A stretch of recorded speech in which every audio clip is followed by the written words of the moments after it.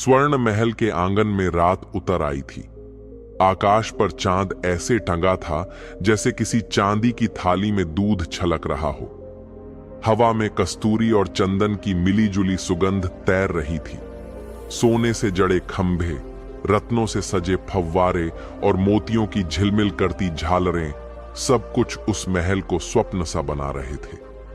पर उस वैभव के बीच एक अजीब सी निस्तब्धता थी, जैसे महल सांस रोके किसी अनकही पीड़ा को छिपा रहा हो। राजा अपने विशाल कक्ष में अकेला बैठा था।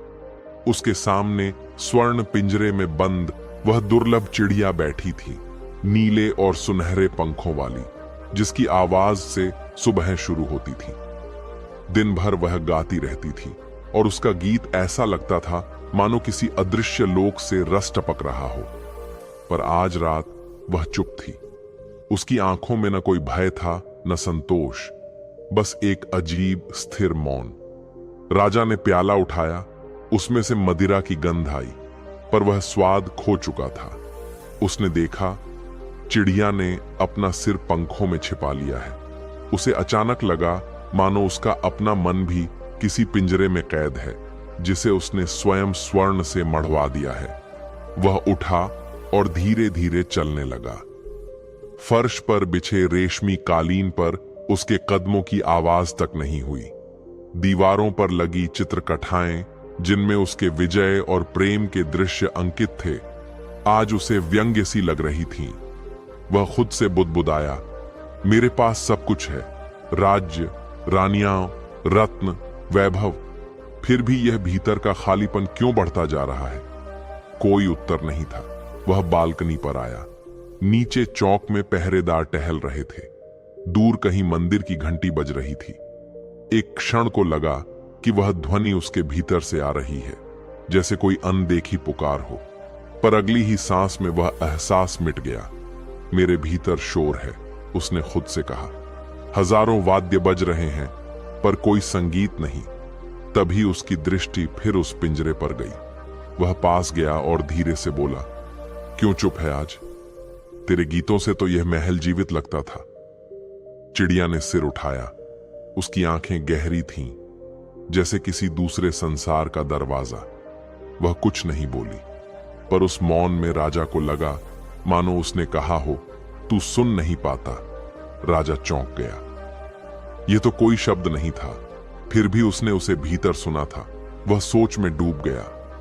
क्या सचमुच यह चिड़िया बोलती है, या मेरा मन ही मुझसे संवाद कर रहा है?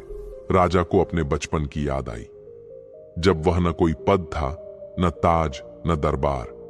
तब वह खुले खेतों में भागता था, पेड़ों पर चढ़ता था, झरनों का पानी पीता था।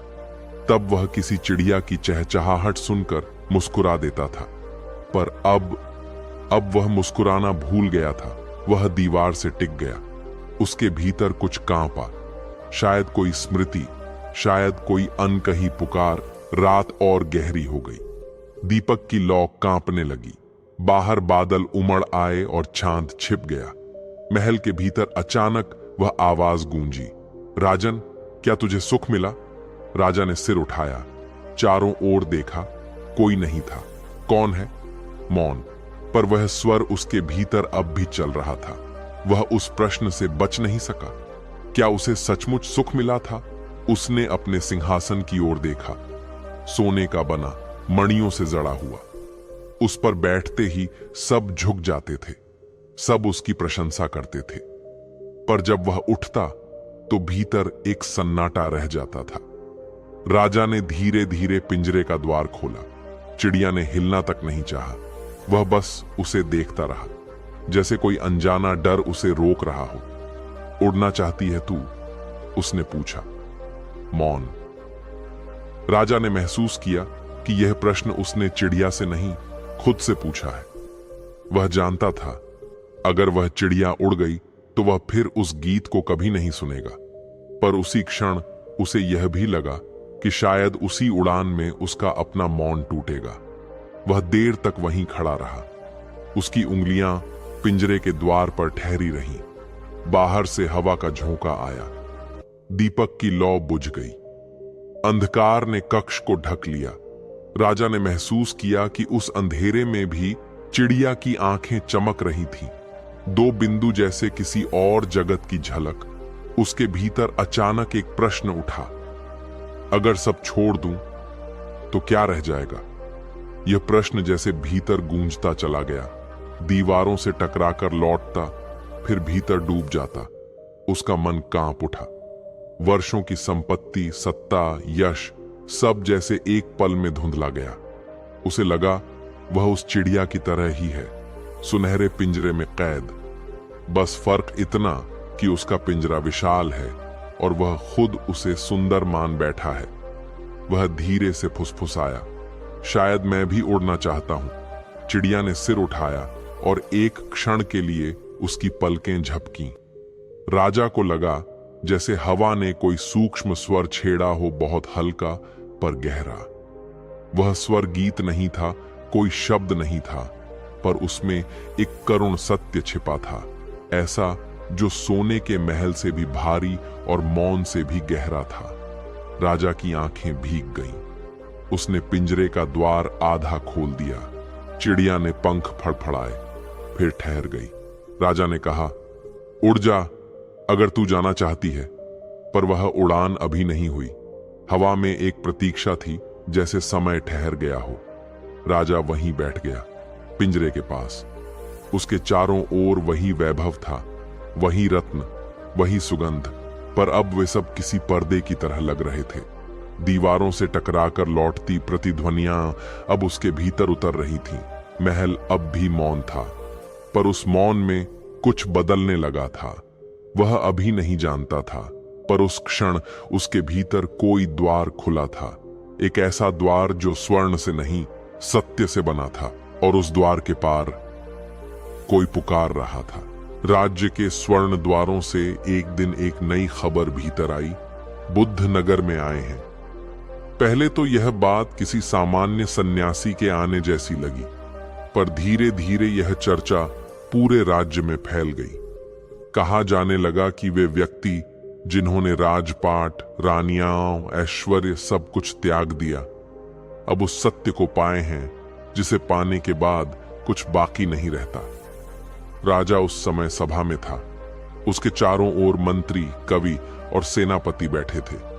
एक कवि ने कहा, राजन, कहते हैं वह व्यक्ति जिसने सब छोड़ दिया, वह अब लोगों का ज्ञानी बन गया है। लोग उसे जागृत कहते हैं। राजा ने धीमी मुस्कान के साथ पूछा, जागृत? तो क्या हम सब सोए हुए हैं?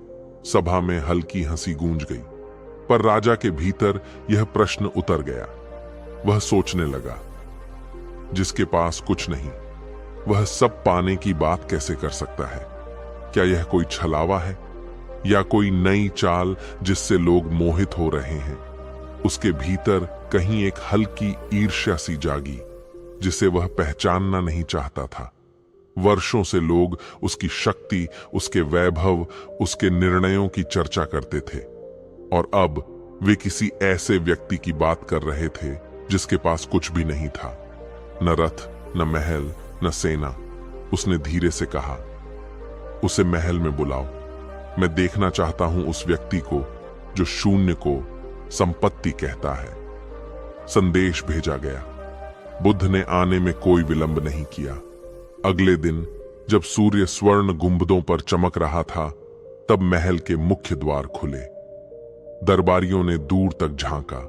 कोई रथ नहीं, कोई अनुचर नहीं, बस एक व्यक्ति सादे वस्त्रों में, नंगे पांव, शांत गति से चलता हुआ। उसके चारों ओर कोई आभा नहीं थी, पर जैसे उस सादगी से प्रकाश झर रहा था, राजा ने पहली बार बुद्ध को देखा। वह दृष्टि शांत थी, ऐसी जो देखने से अधिक भीतर उतर जाती थी। उसमें न आग्रह था, न विनम्रता का अभिनय, बस एक सहज उपस्थिति। राजा ने चाहा कि वह कुछ कहे, पर शब्द गले में अटक गए। उसने अपने मन को झटका। मैं राजा हूं, ये कोई चमत्कारिक व्यक्ति नहीं। वह बोला, सुना है तुमने सब छोड़ दिया, राज्य, धन, सुख, क्या पाया उस त्याग में? बुद्ध ने शांत स्वर में कहा। बुद्ध ने उसकी आंखों में देखते हुए कहा, शांति। महल में सन्नाटा छा गया। राजा ने कुछ क्षण बाद कहा, शांति? वह तो मेरे महल में भी है। कोई युद्ध नहीं, कोई विद्रोह नहीं। मेरे राज्य में सब सुखी हैं। तो क्या मैं भी जागृत हूं? बुद्ध ने उत्तर नहीं दिया। उन्होंने बस अपने चारों ओर देखा। सोने की दीवारें, चंदन की मूर्तियां, रेशम की पर्दों के पीछे छिपी थकान। फिर धीरे से बोले, जिस शांति की जड़ बाहर है वह वायु से हिल जाती है, पर जो भीतर है उसे कोई छू नहीं सकता।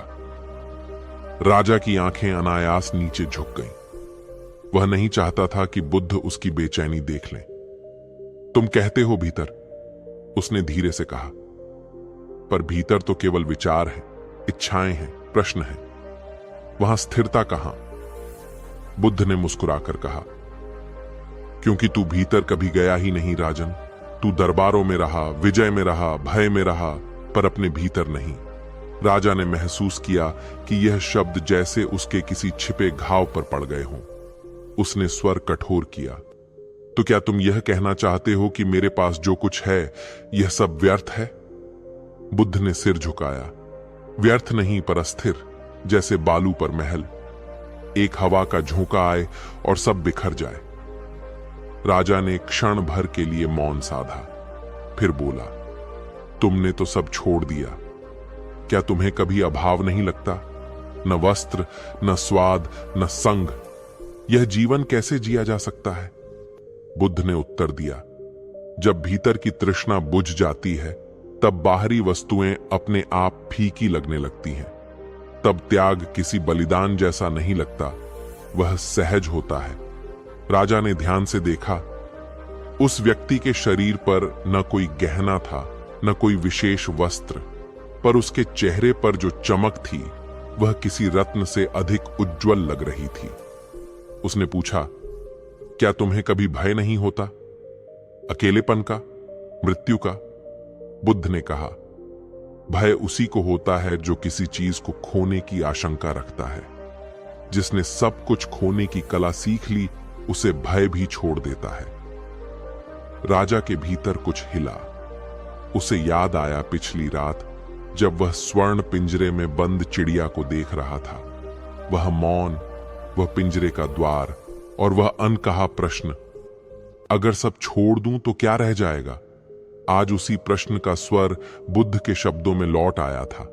शायद, उसने सोचा, शायद यह व्यक्ति उसी उत्तर की ओर चला गया है जिसकी खोज मुझे अब भी है, पर अहंकार अभी भी उसके भीतर जीवित था। उसने कहा, तुम कहते हो सब छोड़ दो, पर अगर सब छोड़ दें तो संसार कैसे चलेगा? राज्य, व्यवस्था, कर्तव्य, क्या सब व्यर्थ है? बुद्ध ने कहा, संसार तो चलता रहेगा राजन। प्रश्न यह नहीं कि तू क्या करता है, प्रश्न यह है कि तू किस भाव से करता है। जब क्रिया स्वार्थ से मुक्त होती है तब वह कर्म नहीं, करुणा बन जाती है। राजा कुछ क्षण चुप रहा। उसने देखा, बुद्ध अब भी उतने ही शांत हैं जैसे उनके भीतर कोई तरंग नहीं उठती। उसने धीरे से कहा, तुम्हारा मौन असहज कर देता है। बुद्ध ने हल्की मुस्कान के साथ कहा, क्योंकि तेरा मन शब्दों का आदी है, मौन उसे दर्पण दिखाता है। राजा ने महसूस किया कि कमरे की हवा बदल गई है। वह अब अपनी ही सांसों की आवाज सुन पा रहा था। कुछ क्षण तक दोनों चुप बैठे रहे। फिर राजा ने पूछा, अगर मैं सब छोड़ दूं तो क्या मैं भी वही पा सकूंगा जो तुमने पाया? बुद्ध ने धीरे से कहा, छोड़ना बाहरी नहीं, भीतरी होता है। जब तू भीतर की पकड़ ढीली कर देगा तब सब अपने आप मिल जाएगा। राजा ने देखा, सूर्य की किरणें अब महल के खिड़की से अंदर आ रही थीं। वही रोशनी जो हर दिन आती थी, पर आज कुछ और लग रही थी, जैसे उस प्रकाश में कोई अदृश्य सत्य उतर आया हो। बुद्ध उठे। उन्होंने कहा, राजन, मैं कुछ देने नहीं आया हूं, केवल यह दिखाने आया हूं कि तू पहले से ही जो खोज रहा है वह तेरे भीतर है। राजा ने पूछा, क्या मैं कभी उसे देख पाऊंगा? बुद्ध ने मुस्कुराकर कहा, जब देखने वाला मिट जाएगा। राजा ने सिर झुका लिया। महल का वैभव अब भी वैसा ही था, स्वर्ण दीवारें, रत्नों की झिलमिल, चंदन की सुगंध। पर उस सब के बीच अब एक हल्की कंपन थी, जैसे किसी गहरी नींद में पहली करवट ली गई हो।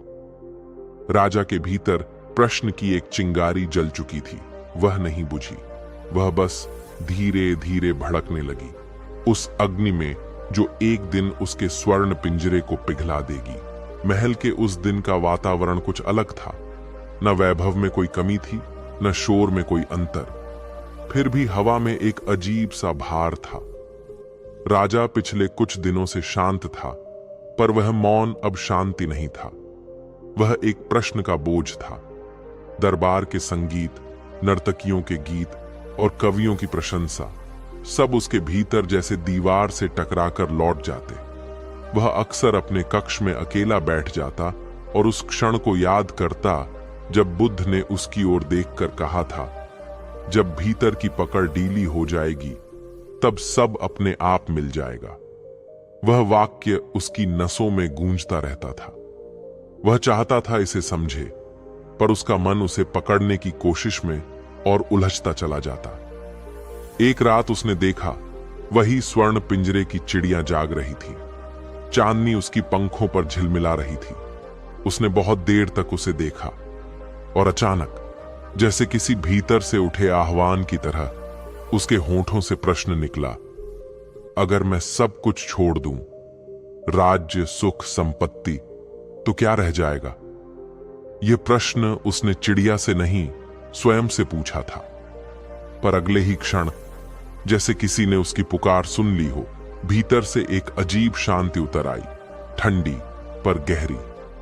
सुबह होते ही उसने दूत भेजा, बुद्ध को बुलाओ, मैं फिर उनसे मिलना चाहता हूं। कुछ ही समय बाद बुद्ध आए। वही चाल, वही सादगी, वही मौन, जैसे उनके आने से ही वातावरण बदल गया हो। राजा ने उन्हें देखकर हाथ जोड़ दिए। इस बार उसके स्वर में कोई औपचारिकता नहीं थी, केवल एक थकी हुई जिज्ञासा। भंते, उसने कहा, पिछले दिनों से मेरे भीतर एक प्रश्न जल रहा है, मैं उसे बुझा नहीं पा रहा। बुद्ध ने शांत नेत्रों से देखा। प्रश्न बुझाए नहीं जाते राजन, उन्हें देखा जाता है। राजा ने हल्का सा सिर हिलाया। फिर भी मैं इसे कहे बिना नहीं रह सकता। अगर मैं सब कुछ छोड़ दूं, राज्य, सुख, संपत्ति, तो क्या रह जाएगा? बुद्ध मुस्कुराए। वह मुस्कान वैसी थी जो उत्तर नहीं देती, पर भीतर में कुछ खोल जाती है। उन्होंने धीरे से कहा, जो बचेगा वही तो तू है। राजा ने एक क्षण उन्हें देखा। वह शब्द जैसे सरल थे, पर भीतर किसी गहरे कुएं की तरह उतर गए। जो बचेगा, वह दोहराता रहा, पर मैं तो इन सब से ही बना हूं। मेरे कर्म, मेरे नाम, मेरा राज्य, मेरी पहचान। अगर ये सब चला गया तो मैं क्या रह जाऊंगा? बुद्ध ने कहा, राजन, तू जिस मैं की बात कर रहा है वही तो बोझ है। तू सोचता है कि तू ताज है, शरीर है, विचार है, पर जब ये सब गिर जाएंगे तब भी कुछ रह जाएगा, जिसे न समय छू सकता है न मृत्यु। वही तेरा सत्य है। राजा के चेहरे पर संशय की लकीरें थीं। पर भंते, मैं कैसे विश्वास करूं उस चीज पर जिसे देखा नहीं जा सकता? मैं तो उसी को जानता हूं जो मेरी आंखों के सामने है। ये महल, ये शरीर, ये राज्य। बुद्ध ने धीरे से पूछा, राजन, जब तू स्वप्न देखता है, क्या उस समय स्वप्न भी वास्तविक लगता है? राजा ने उत्तर दिया, हां, उस क्षण वह वास्तविक ही लगता है। और जब जागता है तो क्या वह स्वप्न रह जाता है? नहीं, केवल स्मृति रह जाती है। बुद्ध ने कहा, बस जीवन भी वैसा ही है। जब तू इस स्वप्न को वास्तविक मानता है तब तू दुखी होता है। जब तू जागता है तब समझता है कि कुछ भी तेरा नहीं था, केवल अनुभव था, और अनुभव में कोई बंधन नहीं होता। राजा चुप रहा। महल की दीवारों पर लहराती ज्योति मानो उन शब्दों के साथ कांपने लगी। उसने धीमे स्वर में कहा, पर यदि मैं सब छोड़ दूं तो क्या मैं इस देह को भी त्याग दूं? बुद्ध ने कहा, छोड़ना बाहर का नहीं, भीतर का होता है। तू वस्त्र नहीं, आसक्ति छोड़। तू नाम नहीं, मोह छोड़। जब पकड़ ढीली होती है तभी सत्य प्रकट होता है। त्याग शरीर से नहीं, दृष्टि से होता है। राजा की दृष्टि अनायास पिंजरे की ओर गई। चिड़िया अब भी वहीं थी, पर अब उसे लगा शायद वह बंद नहीं है, बल्कि वह स्वयं बंद है अपनी कल्पनाओं में। मैं समझता हूं, वह बुदबुदाया, मेरा पिंजरा बाहर नहीं, मेरे मन में है। बुद्ध मुस्कुराए, तू समझने लगा है राजन। प्रश्न का जन्म ही जागरण की शुरुआत है। राजा ने गहरी सांस ली। भंते, क्या यह संभव है कि मैं इस भीतर के मैं को देख सकूं? बुद्ध ने कहा, जब देखने वाला और दिखने वाला एक हो जाए तभी उसे देखा जा सकता है।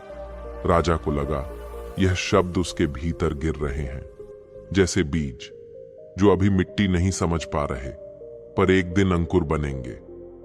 उसने धीरे से कहा, मुझे भय लगता है भंते, सब कुछ खोने का भय। क्या यही भय मुझे बांध रहा है? बुद्ध ने उत्तर दिया, भय वहीं रहता है जहां मेरा है। जब मेरा मिट जाता है तब भय भी समाप्त हो जाता है। जिस दिन तू कह सके मैं कुछ नहीं हूं, उसी दिन तू संपूर्ण हो जाएगा। राजा का हृदय कांप उठा। यह शब्द जैसे किसी तलवार की तरह भीतर उतरे। उसे महसूस हुआ कि उसकी सारी सत्ता, यश और गर्व क्षण भर में तिनके की तरह हल्के हो गए हैं। महल की खिड़की से बाहर देखते हुए उसने कहा, भंते, मेरे जीवन में सब कुछ था, पर अब लगता है शायद मैंने स्वयं को ही खो दिया। बुद्ध ने शांत स्वर में कहा, तू स्वयं को नहीं खो सकता राजन, तू केवल उसे भूल सकता है, और भूलना ही संसार का दूसरा नाम है। राजा ने आंखें मूंद लीं। उसके भीतर जैसे कोई सागर जाग रहा था, गहराई से भरा, पर अब तक अन्न देखा। वह बोला, अगर जो बचेगा वही मैं हूं, तो क्या मुझे जाना होगा इस सब से दूर? बुद्ध ने कहा, तू जहां है वहीं रह। सत्य स्थान बदलने से नहीं, दृष्टि बदलने से प्रकट होता है। जब तू इस सोने को सोना नहीं, धूल समझ लेगा, तभी तेरे लिए सब बदल जाएगा। राजा ने देखा, बुद्ध उठ रहे थे। उन्होंने कोई उपदेश नहीं दिया, कोई आशीर्वाद नहीं कहा, बस एक दृष्टि दी, ऐसी जिसमें शब्दों की जरूरत नहीं थी। वह दृष्टि उसके भीतर उतर गई, जैसे किसी दीपक की लौ ने पहली बार अंधेरे को छुआ हो। बुद्ध चले गए, पर उनके जाने के बाद महल में जो मौन छाया वह पहले से अलग था। अब वह डराने वाला नहीं था, बल्कि अपने भीतर किसी सुकून की आहट लिए था। राजा ने देर तक पिंजरे की ओर देखा। चिड़िया अब भी चुप थी, पर उसके पंखों पर चांदनी झिलमिला रही थी, जैसे वह जानती हो कि समय आने पर उड़ान अनिवार्य है। राजा के भीतर भी एक हलचल थी। वह प्रश्न जो पहले बोझ था, अब एक मार्ग बन रहा था। उसने धीरे से कहा, जो बचेगा वही तो मैं हूं। और उस वाक्य के साथ उसकी आंखों में पहली बार भय नहीं, शांति झलक रही थी। वही शांति जो बुद्ध के मौन में थी। महल के आंगन में उस दिन हवा कुछ और थी, शांत, पर जैसे किसी अदृश्य प्रश्न से भरी हुई। बुद्ध फिर महल में थे। इस बार राजा ने उन्हें अपने शयन कक्ष में बुलवाया नहीं, बल्कि उस बाग में जहां स्वर्ण पिंजरे में वह दुर्लभ चिड़िया रखी थी। पुष्पों की सुगंध, फव्वारों की मंद लय और दूर से आती वीणा की ध्वनि, सब मिलकर एक स्वप्न सा दृश्य रच रहे थे। पर उस स्वप्न के बीच राजा का मन बोझिल था। बुद्ध वृक्ष के नीचे बैठे थे, शांत, स्थिर, जैसे हवा भी उनके चारों ओर बैठ जाती हो। राजा उनके पास आया और कहा, भंते, जब से आपने कहा कि जो बचेगा वही मैं हूं, तब से मैं उसी मैं को खोजने में लगा हूं। पर हर बार कुछ न कुछ आकर मुझे रोक लेता है। ये महल, ये भय, ये मोह। बुद्ध ने उसकी ओर देखा, फिर पिंजरे की दिशा में इशारा किया। राजन, तेरे पास जो चिड़िया है, क्या वह तुझसे प्रेम करती है या डरती है? राजा चौंक गया। उसने तुरंत उत्तर नहीं दिया। उसकी दृष्टि पिंजरे पर पड़ी। चिड़िया स्थिर बैठी थी। स्वर्ण की सलाखों से छनकर आती धूप उसकी देह पर पड़ रही थी। वह चुप थी, जैसे उसकी चुप्पी में ही उसका उत्तर छिपा हो। राजा के होंठ हिले, पर शब्द नहीं निकले। बुद्ध का स्वर फिर उठा, कहना राजन, क्या वह तुझसे प्रेम करती है? राजा ने धीरे से कहा, वह मेरी है।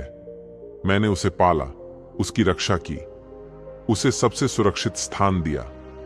बुद्ध मुस्कुराए। सुरक्षा के नाम पर तूने उससे आकाश छीन लिया और इसे प्रेम कहता है? राजा ने सिर झुका लिया। बुद्ध उठे, धीरे धीरे पिंजरे के पास गए। उनके सामने वह चिड़िया हल्का सा कांपी, पर उड़ी नहीं। बुद्ध ने शांत स्वर में कहा, जिसे तू अपना समझता है वह भी तुझसे मुक्त होने का स्वप्न देखती है। राजा के भीतर कुछ टूट गया। यह वाक्य सीधा उसके हृदय में उतर गया, जैसे कोई दरवाजा खुल गया हो, जिसके पीछे वर्षों से दबे सत्य अब बाहर आना चाहते हो। बुद्ध ने आगे कहा, यह चिड़िया केवल तेरे राज्य की नहीं, तेरे मन की भी प्रतीक है। तूने अपने भीतर भी ऐसे ही पिंजरे बना रखे हैं, सोने के, सुंदर, चमकदार। तू उन्हें प्रेम कहता है, पर वे तुझे बांधते हैं। तेरे विचार, तेरी इच्छाएं, तेरी पहचान, सब तेरी सलाखें हैं। राजा के होंठ सूख गए। वह बोला, पर भंते, क्या बिना पिंजरे के जीवन संभव है? बाहर अनगिनत भय हैं। अगर यह चिड़िया खुली आकाश में जाए तो किसी शिकारी का शिकार बन सकती है। बुद्ध ने उत्तर दिया, भय तो उसी को होता है जो मृत्यु से बचना चाहता है, पर जो उड़ना जानता है वह मरने से नहीं, न उड़ने से डरता है। राजा ने धीरे धीरे कहा, आप कहना चाहते हैं कि मेरा प्रेम स्वार्थ है? बुद्ध ने मुस्कुराते हुए कहा, जहां स्वामित्व है वहां प्रेम नहीं, जहां प्रेम है वहां स्वामित्व नहीं। तू उसे अपनी कहता है, पर उसका होना ही तेरा भय बन गया है। तू सोचता है कि वह तुझसे जुड़ी है, पर सच यह है कि तू ही उससे बंधा है। राजा का सिर भारी हो गया। वह पिंजरे के पास गया। चिड़िया ने उसे देखा। उसकी आंखों में कोई शिकायत नहीं थी, बस एक मौन प्रतीक्षा, जैसे वह जानती हो कि अब समय निकट है। भंते, राजा बोला, मैंने इस चिड़िया को इसीलिए रखा क्योंकि उसकी आवाज से मेरा महल जीवित लगता था, पर अब जब वह चुप होती है तो मुझे लगता है मैं खुद मौन में डूब रहा हूं। बुद्ध ने कहा, वह मौन तेरा शत्रु नहीं, तेरा दर्पण है। जब भीतर की शांति जागती है तो बाहर का संगीत मौन में घुल जाता है। चिड़िया का मौन तुझे तेरे भीतर की आवाज सुनाने आया है। राजा ने कांपते स्वर में पूछा, तो क्या मुझे इसे मुक्त कर देना चाहिए? बुद्ध ने उत्तर नहीं दिया। उन्होंने बस कहा, जब तू समझ जाएगा कि चिड़िया को मुक्त करना अपने आप को मुक्त करना है, तब तेरे हाथ अपने आप खुल जाएंगे। वह शब्द सुनकर राजा के भीतर कुछ कांप गया। वह जानता था कि बुद्ध ने केवल उस पक्षी की बात नहीं की, वह उसके भीतर की कैद की बात कर रहे थे, जो वर्षों से सिंहासन, गर्व और भय की दीवारों में बंधी थी। बुद्ध ने पेड़ की ओर देखा। वहां एक झोंका आया, कुछ सूखे पत्ते गिरे, हवा में उड़े, फिर दूर चले गए। उन्होंने धीरे से कहा, देख राजन, यह वृक्ष अपने पत्तों को रोके नहीं रखता। हर पतझड़ में वह उन्हें जाने देता है और यही उसका जीवन है। जो छोड़ता है वही फिर से खिलता है। राजा की आंखों में नमी उतर आई। उसने पिंजरे का द्वार छू लिया। सोने की सलाखें ठंडी थीं, पर उसके भीतर एक गर्माहट फैल रही थी, किसी अदृश्य साहस की। भंते, उसने कहा, अगर मैं इसे मुक्त कर दूं तो क्या यह लौटेगी? बुद्ध ने कहा, जिसे तू प्रेम करेगा वह लौटने की इच्छा से नहीं, अपनी स्वेच्छा से लौटेगी। और यदि न भी लौटे तो भी प्रेम अधूरा नहीं होगा, क्योंकि उसका होना तेरा होना नहीं, तेरा अनुभव बन चुका होगा। राजा ने पिंजरे का द्वार खोला। चिड़िया कुछ क्षण स्थिर रही, फिर अपने पंख फैलाए। उसके उड़ने की गति धीमी थी, जैसे वह स्वयं भी जानती हो कि यह केवल उड़ान नहीं, मुक्ति का क्षण है। राजा की आंखें उसके पीछे चली गईं। वह देखता रहा जब तक वह आकाश में विलीन नहीं हो गई। महल के ऊपर नीला विस्तार फैला था, बिना सीमा, बिना स्वामित्व। राजा के भीतर भी एक हल्की लहर उठी, दुख की नहीं, बल्कि किसी गहरे उतरते सन्नाटे की, जिसमें पहली बार भय नहीं था। बुद्ध ने कहा, यही स्वर्ण पिंजरे का सत्य है राजन। जो तू सुरक्षित मानता है वही तुझे बांधता है, और जो तू खोने से डरता है वही तुझे पाना चाहता है। राजा ने धीमे स्वर में कहा, भंते, शायद यह चिड़िया कभी बंद नहीं थी, केवल मैं ही कैद था। बुद्ध मुस्कुराए, और अब तू दरवाजे पर खड़ा है, भीतर और बाहर दोनों दिशाओं को देखता हुआ। हवा में अब एक नया संगीत था, बिना स्वर का, बिना शब्द का। राजा उसे सुन पा रहा था, पहली बार। बुद्ध ने वृक्ष की ओर देखा, राजन, हर प्राणी के भीतर एक स्वर्ण पिंजरा होता है। कुछ उसे भव्य बनाते हैं, कुछ उसे तोड़ते हैं, पर मुक्त वही होता है जो समझ लेता है कि पिंजरे का सोना भी भार है। राजा ने आंखें बंद की। उसे लगा जैसे किसी ने भीतर की गांठें खोल दी हों। वह अब भी राजा था, वही महल, वही आसन, वही शक्ति, पर भीतर कुछ बदल गया था। उसके चारों ओर फैले सोने का अर्थ अब वैसा नहीं रहा, और उसके भीतर, कहीं बहुत भीतर, एक चिड़िया उड़ान भर रही थी, आकाश में नहीं, आत्मा में। संध्या उतर आई थी।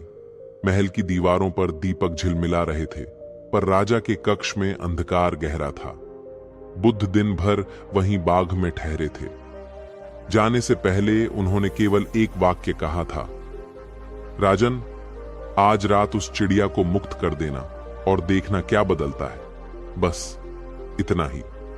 कोई उपदेश नहीं, कोई तर्क नहीं, पर वह एक वाक्य राजा के भीतर बिजली की तरह गिरा था।